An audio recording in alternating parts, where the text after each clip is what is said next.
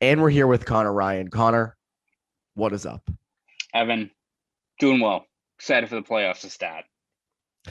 Good, as you should be, as everybody is. I'm excited for the playoffs to start, but I also have a tinge of sadness with me today. And that's because at the end of this week, I graduate college. And that's a sad thing. You're in Graduate college? on May 14th. I know. I would had no idea. You're in college? I remember one time when I was covering the Stanley Cup playoffs in 2019, Matt Kalman and I were riding up an elevator. And I don't remember how it got brought up, but I was like, oh, yeah, I got to run back to Amherst tomorrow. I got to submit a project in person. And he's like, what do you mean you have to submit a project in person? And I said, well, I'm Matt, I'm a sophomore at UMass. And he's like, you're in college? I said, yes, Matt, I'm 20 years old. Yes, I'm in college. And he was so baffled that I could possibly be in college yet still do this. So that was the first instance of you're in college. And I used to try to not hide it, but I never mentioned it ever because I don't want people to be like, oh, he's not legit enough if he's still in college. And I hope that I could have, I still came off as legit. Hey, tricked you guys. Gotcha. No, Absolutely. I had you all. But no, yes, I graduate on Friday. So it'll be in person. And I'm excited. I'm excited for it. I'm not excited to leave, but excited to graduate. Congratulations, Evan. Thank you. You Thank you. you leave a fine legacy at the University of Massachusetts Amherst. No, just UMass. Just UMass. Okay. Just UMass. As That's the rule. I didn't say Amherst at least, so Yes. I know how ornery people can get about it. So Can't say the H. There's no H in Amherst. It's just yes. Amherst. AMERST. But yeah, so that'll be Friday. And that's gonna be fun. I'm excited to see to be what it's going to be feel like to graduate. I took a bunch of pictures Sunday. Me and all my friends went to the campus, and Mhm. we took a ton of pictures on campus with the grad caps and the robes, and that felt really weird. So I was like, man, Friday's going to feel even weirder. Crazy though. Greg Carvel, the hockey coach, is giving the commencement address. There you go. They got Carvel to give the commencement address at all. I think there's either 3 or 4 graduations they've lumped us all into. I go at 12 p.m. I have friends though who go at 9, and I have friends who go at 6 p.m. The 6 p.m. one I think would be the least fun. So I got the best. I got 12 Yes. p.m. graduation. So think of me at 12 on Friday, and maybe Yes. shed a tear, pour one out for me. But at any rate, that is that. But there is postseason hockey to be played. Before we do get to that, though, again, we're recording this on Monday. So the game against the Islanders, we do not know the score of. It really doesn't matter in the grand scheme of things, but the only thing that really does matter from it, or that I think is very important, is Andre Kase is back. Andre Kase will be returning to action, and I would imagine we'll play both games unless, knock on wood, he gets hurt, which I hope he doesn't. But he right now is penciled on the fourth line with Curtis Lazar and Jake DeBrusk. What do you expect out of Kase? What do I expect? That's a tough question, just given how long he's been off. I mean, I think for him, I think the addition of a guy like him, who on most teams would probably be a top 6 guy if he was healthy. Now that you have him on the fourth line, where he's with Jake DeBrusk, another guy who was literally on the Bruins top 6 for the last 3 years, right? I think it gives you a different look on that fourth line. Gives you plenty of skill. You put in with a guy like Curtis Lazar, who also very well could be playing up higher in the lineup on a lot of other teams. It at least just adds you another element of scoring punch to that fourth line. And based on Bruce Cassidy's comments today, it sure seems like they're getting to a point where once Charlie Coyle comes back, which he won't the last 2 games after suffering that upper body injury, but should be cleared for the postseason. It sure seems like they're looking at that third line as kind of a line they want to roll out of Richie, Corrali, and Coyle, like this big physical puck possession line. So if those are kind of your big bodies, you can kind of tinker with your fourth line kind of however you see fit. So if your fourth line is now all of a sudden like a north-south speed, potential skill line, it adds even more scoring depth, right? I mean, it's not like Jake DeBrusk and Kasha, who've been injured and in a bad rut this year, are guys who can't score, right? We got 2 guys who are 20 goal scorers, almost a 30 goal scorer in DeBrusk on the fourth line. Like if you're able to exploit those matchups and generate chances against other fourth lines or what have you, pretty good situation to be in. So for Kasha, I think it's all about kind of just sticking to his game and playing just a simplified game. I mean, he's got plenty of skill. Obviously hasn't led to much in terms of scoring so far when he's been with the Bruins, but if he can just be this guy who the book's been out on him that he's fast skater, generates high danger chances. If he just does that in the fourth line, chances are probably going to be there for him. So again, the biggest hurdle is going to be how he, recovers from so much time off, a guy who's got a pretty extensive injury history. So that's the number one concern. But if he's able to, give you looks on that fourth line and generate chances, all of a sudden your fourth line's looking awfully deep, right? I mean, that's a pretty deep lineup. Yeah, and I think the other thing, you mentioned the rust, shaking the rust off after all that time off. It was only last week that he really got back into normal practices, and it was the end of last week. So he doesn't exactly have a ton of skating under his belt heading into Monday and Tuesday's regular season finales. So to me, I mean, I don't have high expectations for this. I don't think, the team should either. I don't think they do. I think they're kind of like, let's see what we kind of got with this. Because again, the team's already deep. You're deep up front. This is not, you don't desperately need Andre Kase back in the lineup. But again, you want to have your best lineup out there in the playoffs. So why not give it a shot? I think the other thing that's interesting is what this means for Jake DeBrusk.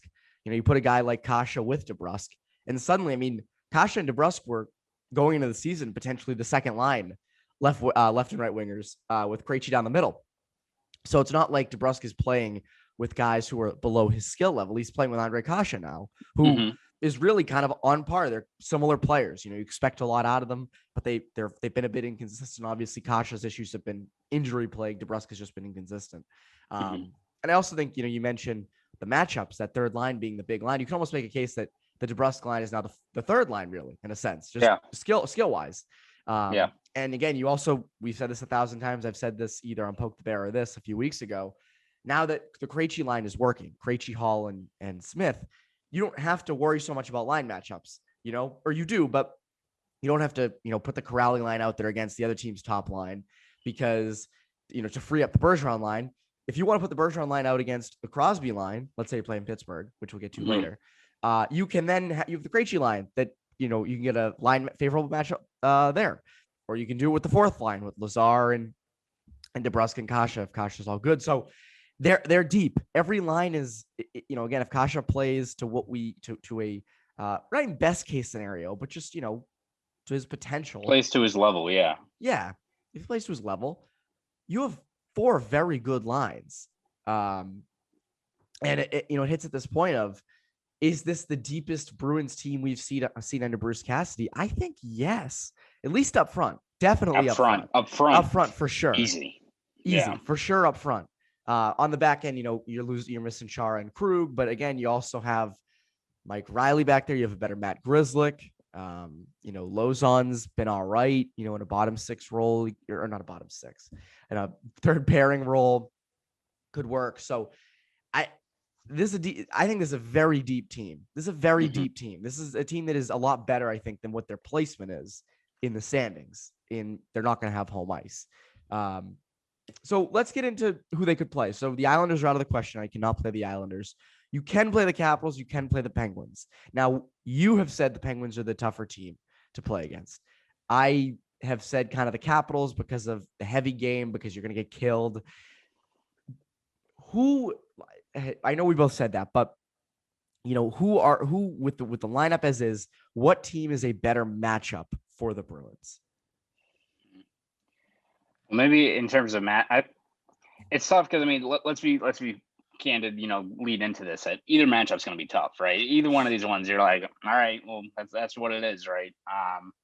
Here's the thing, though. So I feel like the looming thing with the Capitals is that, any team that's going to play them is going to get the shit kicked out of them. But yes, they're physical. They're a big team. They've got Tom Wilson. They've got Hathaway. They've got Dylan, Chara, all these big guys. But I think you look at how you best exploit a team like that.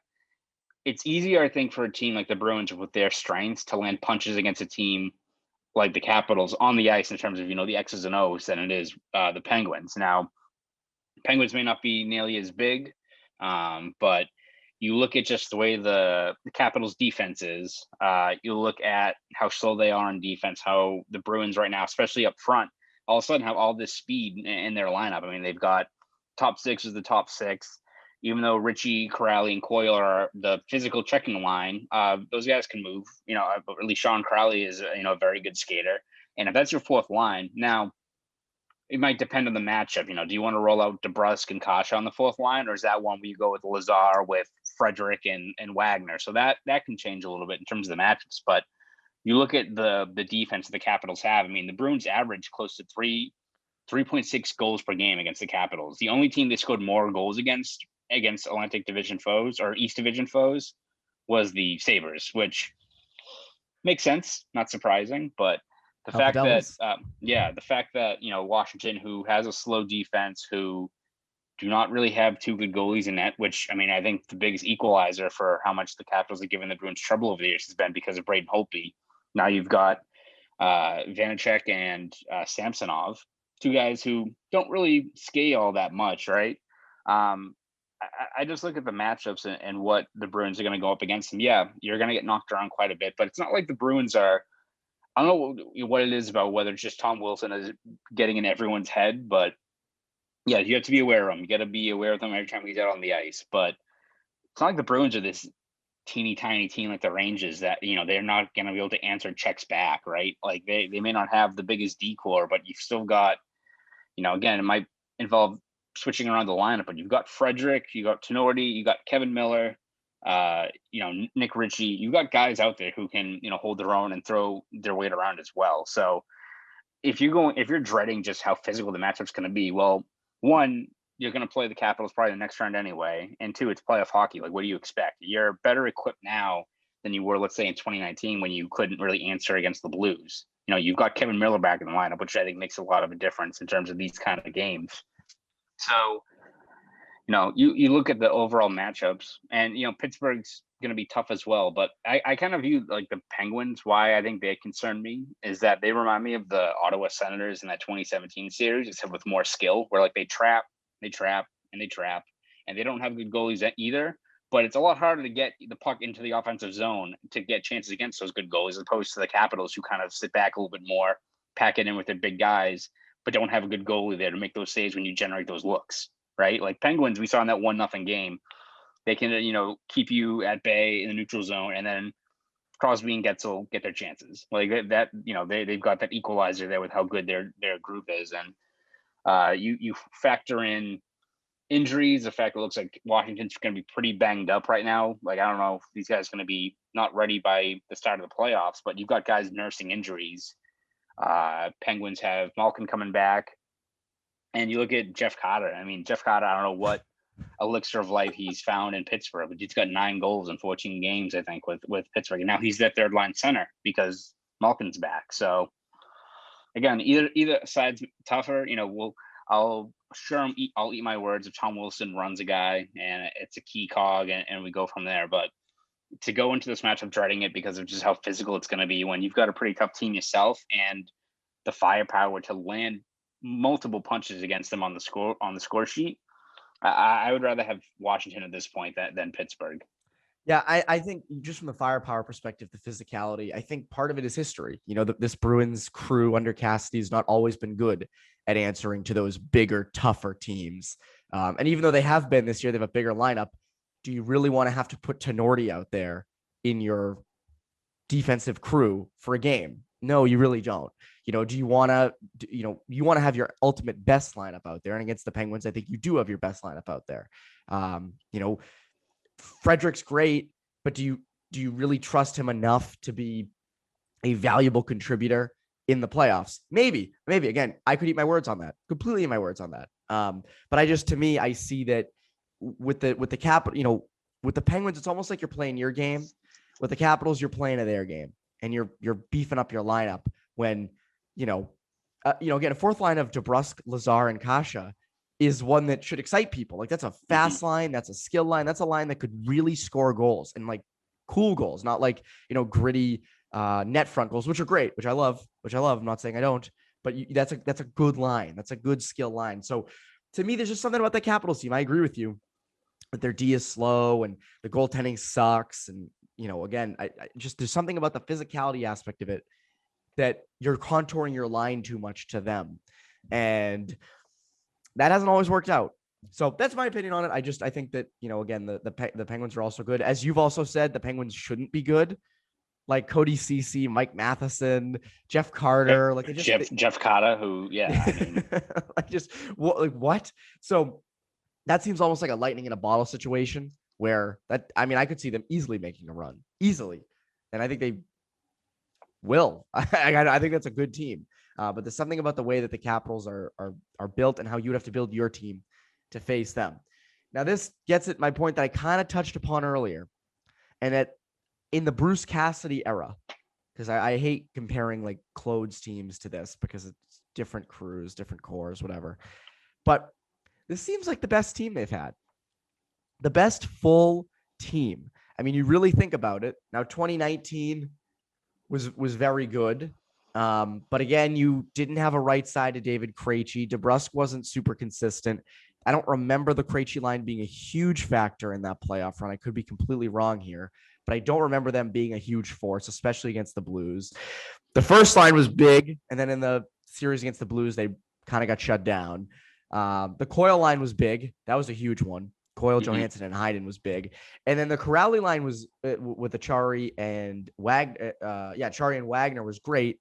And then Achari got injured, or Wagner got injured, and then Nordstrom went in. And it was still good, not amazing, but it was still pretty good. And then on D, it was, they were solid. They just, again, you had John Moore out there in game 7. So, you Rask at the top of your game. So is this team better than that? I'm probably on paper. I mean, I think a lot of it goes back to the forward core, in terms of how deep they are. And you even go look back at that postseason, in 2018, 2019. I mean, you've got a situation where, the Bergeron line was the Bergeron line. That second line, while they still did not have an option or an answer at right wing, you still had David Krejci going crazy that year. I mean, he still hit over 70 points with DeBrusk and insert winger here. Carson Coleman, David Backes. I meant just the playoffs. I was thinking just playoffs. I know Krejci was good that year, but just So, but like going into that, and then you also had a third line that going into the playoffs, you didn't really know what exactly you had there. I think during the regular season, the Coyle, Johansson, and Heinen line only had like 8 or 9 minutes of 5-on-5 ice time together. I think it was not what they have like right now with Corrali, Ritchie, and Coyle, where sure they haven't played an extensive amount, but they've got quite a few games under their belt and they've looked good, and especially they've scored goals. So, and then you've got this fourth line, which again, if you go with DeBrusk and Kase, you've got a legitimate line that is probably a middle six group for a lot of other teams, and you've got you can tinker it around to have it be more of a physical line where you've got Wagner and Frederick or whatever you see fit. So, I probably on paper they're probably the best team that they've had. I mean, it's all going to come down to again how they are in net. Which to make the case they're deeper there now, you've got a backup in Swayman who's been unconscious for most of the year, right? So, I think probably the biggest potential flaw might end up being just overall just how that defense looks, because you're kind of tinkering with them on the fly, right? Like if Kevin Miller gets hurt, or Kahlo and Riley looked very, very good so far for a few games, but then I mean, Saturday's game was just an implosion. That was just I don't know what happened. Like what happened there. So you've got some moving pieces there. You've got a couple of smaller guys, granted guys that are very skilled, but you don't maybe have as much of a sure thing there. You've got the potential, you got playmaking potential for sure, but if you've got teams pressuring them, you don't really have as much equalizers or outside of that top pairing to kind of stem the tide a little bit there. So, but you just overall, if everyone's playing to their level, team's really good. Like that forward core, especially if you've got a lineup where on your fourth line you've got Kase, who I think fed DeBrusk for 3 goals. I think he had the primary assist on 3 of his goals up in the bubble. If that line's bearing chances, if the top 6 is how they've been for a month plus now, and the third line is playing physical and generating their chances, where's the weak point there? Like again, I think the Bruins ideally don't want to win games 5-4, right? But it goes a long way considering how good their structure usually is on defense, how good Rask is to have some insurance goals along the way, right? You don't want to be in these 2-1 games all the time. If you can open up a 2-0 lead in the first 10, 15 minutes of a game, it goes a long way towards being able to kind of assert yourself a little bit more. So talent wise, yeah, you have a very fair case to say they're probably the deepest team they've had under the Cassidy era. Oh yeah, no, and I think again that all comes back to the deadline. Like what you did Yes. at the deadline got you here. Because again, up until that, it was like, well, this team is pretty average.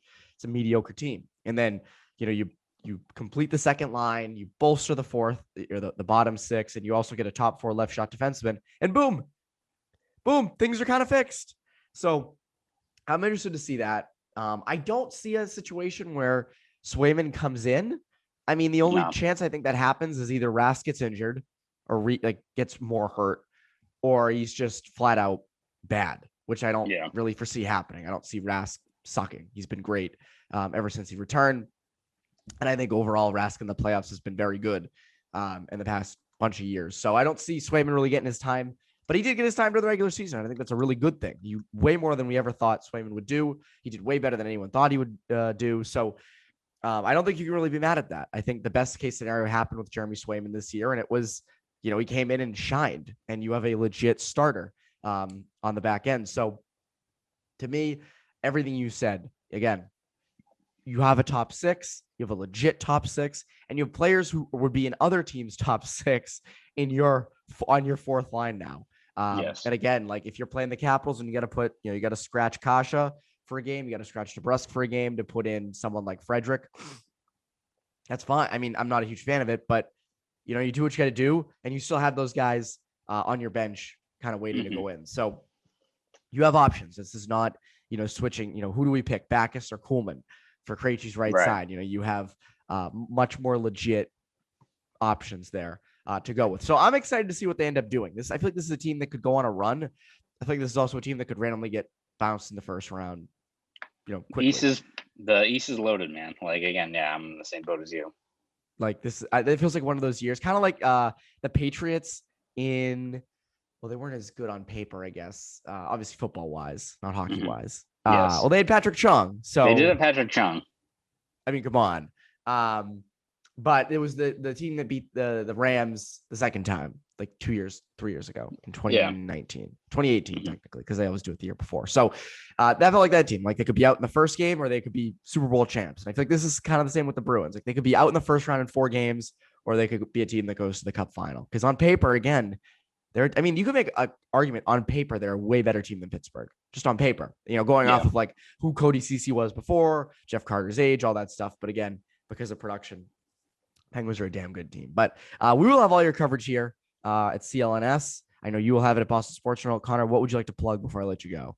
Yeah, we're going to be hopefully we have some clarity by the time this pod is dropped or within the next day or so of who they're going to be playing. So we'll have all the breakdowns of the playoff matchups, best possible lineups for the Bruins, all that good stuff over at BSJ, along with some other features we're working on. So all that will be over at bostonsportsjournal.com. So subscribe there. If you want to follow me on Twitter for all your hot takes and lovely gifs come the playoffs, you can follow me at Conor Ryan _93. Go do all that. And hopefully we'll also find out when the games might be.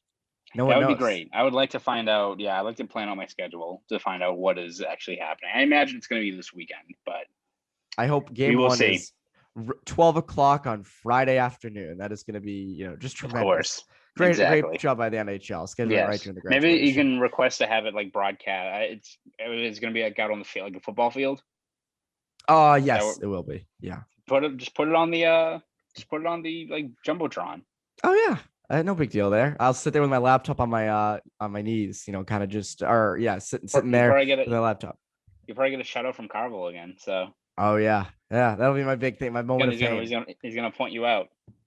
He's gonna be like, guy. I can imagine him being like, guys, leadership. You can know a lot of, a kid like Evan Marinofsky knows a lot about the intricacies of life, but he's not great with the systems of life. The bigger picture stuff. The leadership aspects. That's where a guy like me comes in. That's something I'd say. He was taught. There was a presser. No one knows this because I didn't post it anywhere, so no one has seen this. But a little insight. There was someone asked him about what Brian Murray's impact on him was when he was out in Anaheim, and he was going on and on about Brian Murray, and he's like, and he just randomly was like, someone like Evan here knows a ton, can know all these things about hockey systems and 1-3-1s and 1-2-2s, but when it comes to leading a group of men, Evan is not that guy. Brian Murray was that guy. And I was like, Jesus Christ. Like, come on, man. Goodness gracious. Just catching strays. Whoa.